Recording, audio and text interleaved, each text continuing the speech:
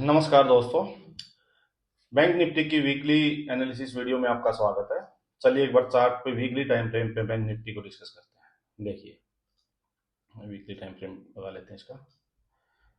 देखिए bank Nifty की जो इस वीक की जो हमें क्लोजिंग मिली है वो है 47,124 की। जो लास्ट वीक की जो क्लोजिंग थी उससे हमें 200-250 पॉइंट अपसाइड ही जाके क्लोजिंग मिली है। सो एक चीज तो ये क्लियर है, देखिए यहाँ से कि मार्केट जो है ओवरऑल जो है वो बायर्स के कंट्रोल में है। ठीक है, सेलिंग का जो प्रेशर था वो अभी नहीं है, बिल्कुल भी मार्केट बायर्स के कंट्रोल में है। और 2 वीक लगातार बायर्स ने मार्केट को संभाल लिया है। मार्केट ने नीचे 45,800 के आसपास का लो लगाया और अभी 47,124। सो देखिए नीचे से कितना रिकवर हो चुकी है मार्केट। देखिए 1200-1300 पॉइंट्स के करीब मार्केट अपसाइड आ चुकी है। अब आप एक चीज देखिए, मार्केट में सबसे पहले हमें क्या चेक करना होता है। कोई भी टाइम फ्रेम हो, बड़े टाइम फ्रेम पे चेक करोगे तो अच्छे से पता लगेगा। देखो मार्केट में कि डाउ थ्योरी जो है वो इंटैक्ट है या नहीं है, ट्रेंड क्या है। देखो मार्केट अपने ये लो ये लो ये लो ये लो, मार्केट अपने प्रीवियस लोज को, प्रीवियस स्विंग्स को रेस्पेक्ट कर रही है हर बार। सो इससे क्या पता लग रहा है कि डाउ थ्योरी जो है वो इंटैक्ट है और अप ट्रेंड में है मार्केट। अप ट्रेंड में है मतलब मार्केट बायर्स के कंट्रोल में है। नंबर वन चीज।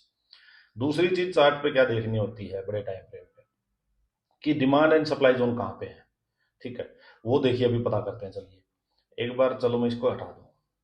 ठीक है, इसको मैं हटा देता हूँ। चलो देखिए, जब मार्केट यहां से गई अप साइड, मार्केट फिर यहाँ पे आई, नीचे आई, तो फर्स्ट जो सप्लाई जो डिमांड जोन बना मार्केट के लिए वो कौन सा बना, वो बन गया ये। यहाँ पे जो ये लो बना है ये, ठीक है, 44,000, ये जो था ये बन गया अपने पास फर्स्ट जो डिमांड जोन बन गया ये। ठीक है, इसके बाद मार्केट में बहुत एग्रेसिवली ये 3500 पॉइंट के करीब की एक रैली आई थी और बहुत जबरदस्त यहाँ पे एग्रेसिव बाइंग हुई थी। सो ये डिमांड जोन बन गया था। अब इसके बाद देखो ये जो रैली आई, इसके बाद मैंने बार बार बताया है कि देखिए घोड़े को रेस्ट तो करना पड़ेगा। घोड़े को रेस्ट करने का मतलब होता है कि प्रॉफिट बुकिंग तो होगी बायर्स की और कुछ सेलर्स ऐड होंगे, तो मतलब घोड़ा या तो नीचे आके एक हायर लो बनाएगा या कंसोलिडेशन में जाएगा। दो चीजें जरूर होंगी। बट ये बहुत बड़ी रैली थी तो इसमें नीचे आना ही था, क्योंकि प्रॉफिट बुकिंग होनी थी। प्रॉफिट बुकिंग होनी थी तो जो यहाँ बायर्स बने थे वो यहाँ पे जब प्रॉफिट बुक करेंगे तो ऑटोमेटिक वो सेलर बन जाएंगे, तो मार्केट को नीचे आना था। ये जस्ट वही था। इसके बाद बेस्ट क्या बनता था मूव, कि ये इस लो को मार्केट रेस्पेक्ट करे, एक हायर लो बनाए। देखिए वही क्या, मार्केट ने हायर लो बना दिया। जब हायर लो बनाया तो अब जो डिमांड जोन शिफ्ट हो गया वो ये हो गया। अब ये डिमांड जोन बन गया हमारा 45,800, 45,800, ये अपना बन गया अब नया डिमांड जोन। ये हमें पता होना चाहिए डिमांड जोन कहाँ है। अच्छा, अब सेलर्स जोन जो सप्लाई जोन थे, सप्लाई जोन जो था वो देखिए ऑल टाइम हाई जो ये है, यही अभी तक का तो मेन सप्लाई जोन तो है ये। इसके बाद मार्केट ने कि ये जो अभी जो ये रैली थी इसका जो टॉप बना था, देखिए ये वाला। ठीक है, अभी के लिए जब यहाँ से घोड़ा जा रहा है तो हमारे लिए फर्स्ट जो सप्लाई जोन का काम करेगा वो ये करेगा 48,200। ये हमारे लिए फ्रेश सप्लाई जोन होगा। अभी नीचे ये डिमांड जोन है। अब मैं एक बात बोलता हूँ कि डिमांड सप्लाई जोन के बाद हमें एक चीज पता करनी है कि एग्रेसिव बाइंग और सेलिंग कहाँ करनी होती है। देखिए हमेशा डिमांड जोन पे एग्रेसिव बाइंग करो, सप्लाई जोन के पास एग्रेसिव सेलिंग करो। इन बिटवीन रेंज बाउंड जब हो तो छोटे छोटे टारगेट के लिए, 200-300 टारगेट्स के लिए करते रहो। ठीक है, ओवरऑल ट्रेंड देखो बुलिश है, अप ट्रेंड है, तो अप ट्रेंड के मतलब बाइंग साइड के ट्रेड ढूंढो। और 200-250 पॉइंट्स के लिए जहां भी आपको रेजिस्टेंस फेस हो वहीं पे आप निकलते जाओ। देखो यहाँ पे अगर जब मार्केट थी, डेली टाइम फ्रेम में देखोगे तो यहाँ मार्केट रुकी है आराम से। सो यहाँ ये जोन था एग्रेसिव बाइंग का, क्योंकि ये लो बना है, डिमांड जोन है, यहाँ पे एग्रेसिव बाइंग। अब लेकिन यहाँ से मार्केट 1300 पॉइंट अपसाइड जा चुकी है। ठीक है, सप्लाई जोन नीचे, डिमांड जोन ऊपर, सप्लाई जोन, मार्केट बीच में है। यहाँ पे एग्रेसिव बायर्स नहीं बन सकते। मेरे अकॉर्डिंग जो मैं करता हूं कि यहां से एग्रेसिव बायर्स नहीं बन सकते। अब यहाँ पे मैं खेलता हूं हमेशा कि टारगेट के लिए, कि 200-250 पॉइंट का टारगेट आया निकल गया, 200-250 पॉइंट का टारगेट आया निकल गया। ठीक है, एक चार्ट पे ये चीज देखनी होती है। दूसरी चीज, चार्ट पे हमेशा ये ध्यान रखो कि जो अपने प्रीवियस जो स्विंग है वहां से घोड़ा भाग के कितना आ चुका है, कि बायर्स के कंट्रोल में जब से मार्केट आई है तो घोड़ा कितना भाग चुका है। ये चीज हमेशा ध्यान रखना आप। इससे आपको पता लगता रहेगा कि आपके जो ट्रेड लेना है उसमें कब आपको बाइंग करनी होती है, कब सेलिंग करनी होती है। ये आपको चीजें पता लगेंगी कि घोड़ा कितना भाग गया। अगर घोड़ा भागा ही नहीं है, रेस्ट फेज में है, और वहां से अगर भागना शुरू करता है, तभी आप पकड़ के अगर बाइंग कर लोगे, तब आप ऐसे बाइंग कर लो, वो आपका प्रीमियम बहुत फास्ट बढ़ा देगा। बट अगर घोड़ा ऑलरेडी काफी भाग चुका है, और भागते भागते भागते में कहीं एंड पॉइंट पे या कहीं बीच में आपने उसको पकड़ा है, तब आप अगर बाइंग करोगे तो हो सकता है आपको लॉस खा जाए, क्योंकि वो किसी भी पॉइंट पे हो सकता है रेस्ट करने लग जाए या थोड़ा प्रॉफिट बुकिंग करवा दे। तो बेटर है वहां पे आप सेलिंग करो। ये काफी इंपॉर्टेंट पॉइंट्स होते हैं, जो कि धीरे धीरे विद एक्सपीरियंस आप समझोगे। तो अब देखिए, अब यहाँ से चला, यहाँ इसने प्रीवियस जो एक कैंडल थी जो हैमर बनी है वीकली, इसके ऊपर क्लोजिंग दे दी, अच्छी बात है, बिल्कुल बायर्स के टोटल कंट्रोल में है मार्केट। अभी क्या करना है बायर्स को, ये जो बायर साइड हो रखी है क्या करेंगे, इनका टारगेट तो ये है, यहीं पे निकलेंगे, जो वीकली के हिसाब से जो लेके बैठे हुए हैं लोग, पोजिशन जो ट्रेड लेके बैठे हुए हैं, यहाँ पे निकलेंगे, ठीक है। फर्स्ट हर्डल एक बार फेस जो करनी पड़ेगी, वो ये जो सेलर्स का लास्ट वेपन था, हमेशा ये देखो कि बायर्स और सेलर्स का लास्ट जो वेपन है कि वो कौन सा होता है।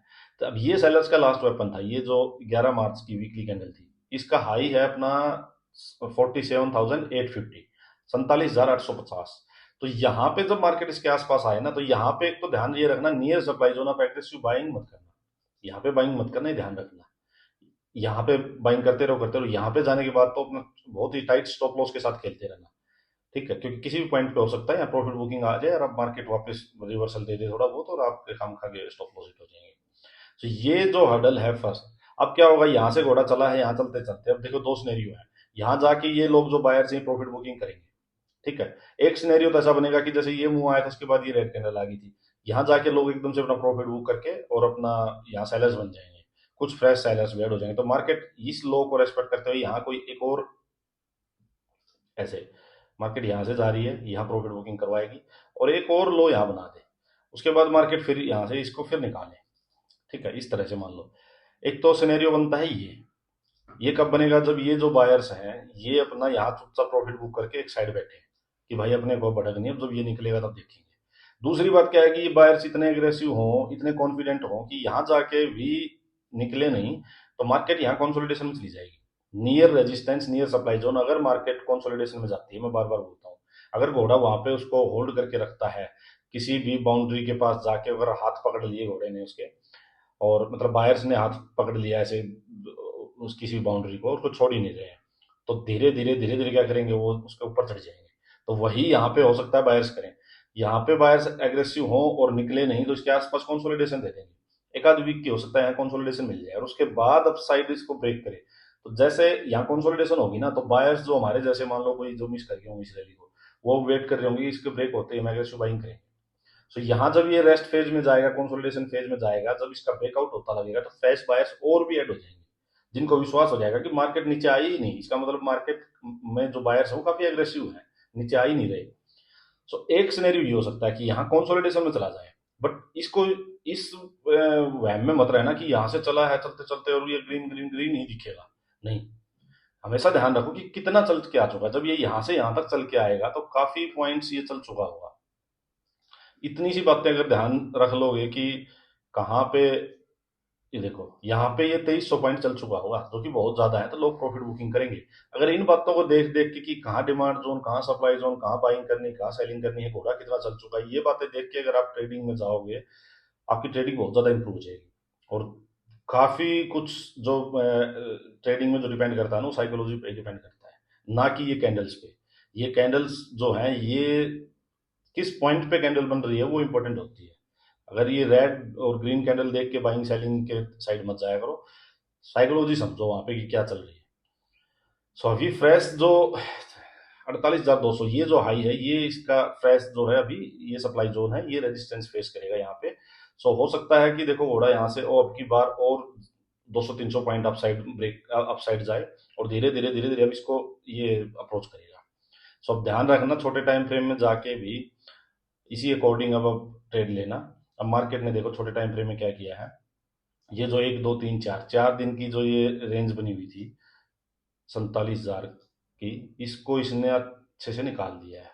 लास्ट जो भी थर्सडे को इसने ये निकाल दिया है 28 मार्च को। अब हमें क्या करना है, देखो 4 दिन की रेंज निकली है, तो मार्केट 47,000 के ऊपर क्लोजिंग दे दी है, 47,000 का लेवल वैसे ही साइकोलॉजिकल लेवल है, तो अच्छा खासा सपोर्ट लेवल हो जाएगा। लेकिन अब इसके ऊपर एक आध दिन टिक जाए मार्केट, ये ब्रेकआउट तो दे दिया, अब एक आध दिन मार्केट और टिक जाए, इसकी क्लोजिंग के ऊपर ही क्लोज और दे दे, एक आध दिन टिक जाएगी तो और इसमें एग्रेसिव बायर सेट हो जाएंगे कि उनको ट्रस्ट हो जाएगा कि अभी मतलब कॉन्फिडेंस आ जाएगा कि हाँ ये जो मूव है ये जेन्युइन मूव है, कोई इसमें फेकनेस नहीं है। सो अगर एक आध दिन और टिक जाए उसके बाद अब साइड का मुंह देगी तो फिर वो फास्ट मूव आ जाएगा बिल्कुल अच्छे वाला। फर्स्ट हर्डल जो मार्केट अभी फेस कर रही है वो है 47,500।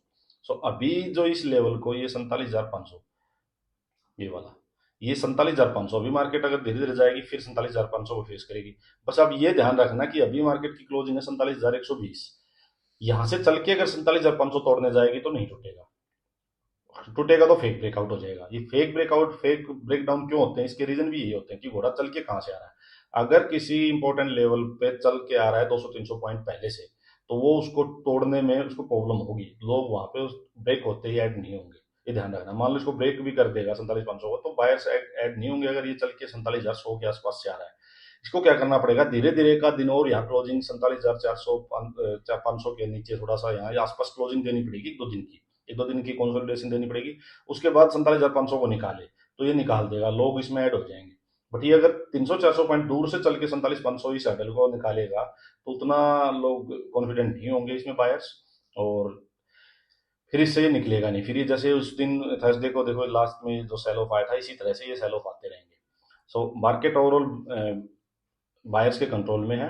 अब जब तक ये जो कैंडल जो ब्रेकआउट कैंडल है इसका लो नहीं जाता है 46,800, ये लो जब तक ब्रेक नहीं होता है तब तक मैं इसमें सेलिंग साइड में एग्रेसिवली नहीं जा सकता। इंट्राडे सेलिंग हो सकती है कि टॉप पे जाए मार्केट 300-400 पॉइंट ऊपर जाए और वहां पे वो जो हम रेंज देखते हैं 5 मिनट में रेंज बनी, रेंज का ब्रेकडाउन हुआ वो ठीक है। बट अगर किसी को पोजिशनल और मतलब सेलिंग में जाना है तो यहाँ पे अभी मार्केट टोटली जो है बायर्स के कंट्रोल में है। जैसे ही कोई डिप मिले 46,800 के ऊपर, जहां कहीं भी कोई डिप मिलता है और वहां कोई रेंज सी बन के और अपसाइड ब्रेक करता है तो आप बाइंग साइड जाओ। अभी मार्केट अपने स्पोर्ट जो है उनको काफी रेस्पेक्ट करेगी क्योंकि मार्केट बायर्स के कंट्रोल में है। और अब ट्रेंड वाली मार्केट स्पोर्ट पे जब भी आएगी तो बायर्स वहीं से उसको उठाना शुरू कर देंगे। रेजिस्टेंस को मार्केट क्या करेगी, रेजिस्टेंस के पास मार्केट कंसोलिडेशन देती रहेगी और अपसाइड ब्रेक करती रहेगी। ये होता है अब ट्रेंड का जो कैरेक्टर होता है वो ये होता है कि मार्केट अपने रेजिस्टेंस के पास थोड़ा कंसोलिडेशन देगी और उसको अपसाइड ब्रेक कर देगी। स्पोर्ट के पास क्या होगा, जैसे स्पोर्ट के पास मार्केट आएगी थोड़ा कंसोलिडेशन दिया अपसाइड मार्केट चलना शुरू हो जाएगी, वो आप फ्रेश बायर साइड हो जाते हैं। तो ये अभी ध्यान रखना आप, 40,800 जब तक ब्रेक नहीं होता तब तक एग्रेसिव सेलिंग नहीं आ सकती। अगर 40,800 मान लो ब्रेक कर दिया इसका मतलब क्या है कि बायर्स में ही दम नहीं है। अगर उसने उन्होंने इस कैंडल का लो अगर जाने दिया तो इसका मतलब बायर्स में अभी दम नहीं है, फिर मार्केट वही होगा। ये ऐसे गई है फिर थोड़ा और नीचे आएगी, हो सकता है इस लो को रेस्पेक्ट फिर नहीं, इस लो को फिर से टेस्ट करे या मार्केट में एक और हायर लो बने। हालांकि इसके चांस बहुत कम लग रहे हैं अभी क्योंकि मार्केट ने काफी 4 दिन की कंसोलिडेशन के बाद ये ब्रेक किया है। सो बायर्स के कंट्रोल में है मार्केट। और अभी ट्रेड भी ध्यान रखना, ऐसे ही आप बुलिश साइड के बाइंग साइड के ट्रेड लेना, स्पोर्ट देखते रहना कहाँ स्पोर्ट है, स्पोर्ट पे अगर कंसोलिडेशन देके अपसाइड ब्रेक करे तो बाइंग साइड की ट्रेड लेना आराम से। चलिए वीकली एनालिसिस की वीडियो में अभी इतना ही। और साइकोलॉजी जो है अपनी वो बढ़ाओ, ट्रेडिंग के लिए मैं बार बार बोलता हूँ कि साइकोलॉजी जो है वही सबसे इंपॉर्टेंट चीज होती है। कैंडल्स के बेस पे कभी भी ट्रेडिंग नहीं होती है। ये कैंडल एक ग्रीन एक रेड दिखी तो आप बाइंग बायर सेलर मत बन जाया करो। अपनी साइकोलॉजी बढ़ाओ, साइकोलॉजी में देखना कि डिमांड सप्लाई जोन कहाँ है, कहाँ बायर्स कैसे रिएक्ट कर रहे हैं, कौन सा एग्रेसिव जोन है, कौन सा साइडवेज का जोन है। ये सब जब आपके माइंड में आने लग जाएंगी चीजें, घोड़ा कितना भाग चुका है, तो देखना ट्रेडिंग बहुत ईजी हो जाएगी। फिर ये इतना कॉम्प्लिकेटेड स्टीन नहीं लगेगा आपको। अदरवाइज तो बैंक निफ्टी को देख के ये लगता है कि ये तो पता नहीं क्या ही चक्कर है, कभी 200-400 पॉइंट ऊपर कभी नीचे। बट अगर जिस दिन आपने इसकी साइकोलॉजी पकड़ ली उस दिन ट्रेडिंग इजी लगने लग जाएगी। चलिए दोस्तों, आज के लिए इतना ही, थैंक यू।